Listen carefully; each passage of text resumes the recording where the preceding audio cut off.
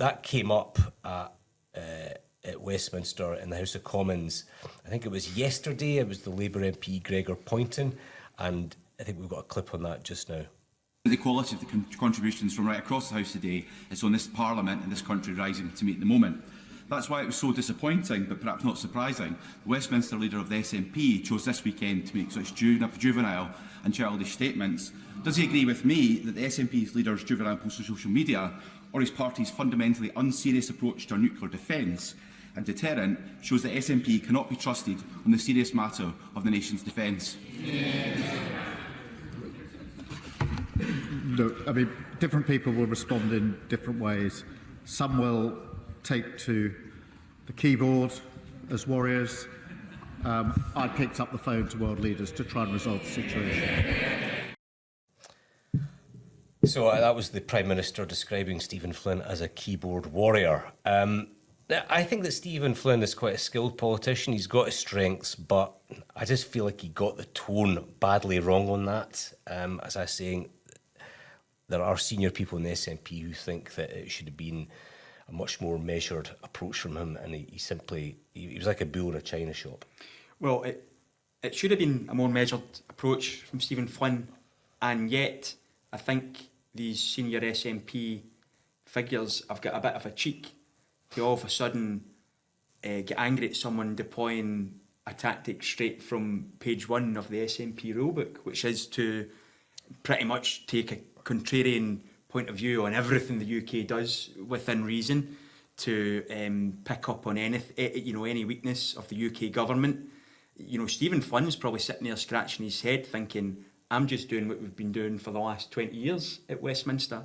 And although, to be fair, if you look at the Ukraine crisis over the last, the SNP have not been particularly critical of the Tory government's response and also Keir Starmer's response. So I think on that particular issue, there has been relative unanimity. Of course, there have been other issues on foreign affairs where they've departed from the consensus. But on Ukraine, I think there's been lockstep. I was going to say that it's one of the few. Ukraine on the whole, support for Ukraine is probably the one thing the SNP have backed the UK government on.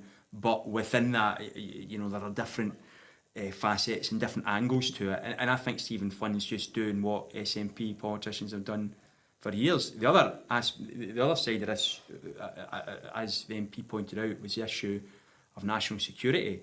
We cannot take the SNP seriously while they want to get rid of Trident right now in the current climate. It's just, it's absolutely bonkers. Added to that, the biggest threat to the British state right now is the SNP. The SNP literally want to dismantle the British state. So for them to get their knickers in a twist over British security, for me, seems a bit rich. To be honest, this whole SNP angle of it kind of confuses me. John Swinney asked on the Sunday show, and I like Martin Geyser, I think he's really good at holding politicians' account on a Sunday, but he asked him about, are we going to see Scottish boots on the ground? What's that question? Why is John Swinney being asked that question? What's it got to do with John Swinney? Well, okay, it is a reserved issue, granted, but... Not only is it a reserved issue, but we're talking, when we say Scottish troops, what you mean is Scottish soldiers serving within the British Army. Yeah. And so you've then got a headline in the National which reads, and other papers as well, or other sites, it says, John Swinney says Scottish boots could be on the ground within... he was expressing an opinion, and there's not a separate Scottish Army, but there are Scottish troops as part of the wider British Army. I think that's probably what he was referring to. I don't think even John Swinney would try and suggest that we have a separate armed force. I think it would be reasonable to want to know what the First Minister of Scotland thought about the prospect for him to answer the question. Scottish troops being deployed in.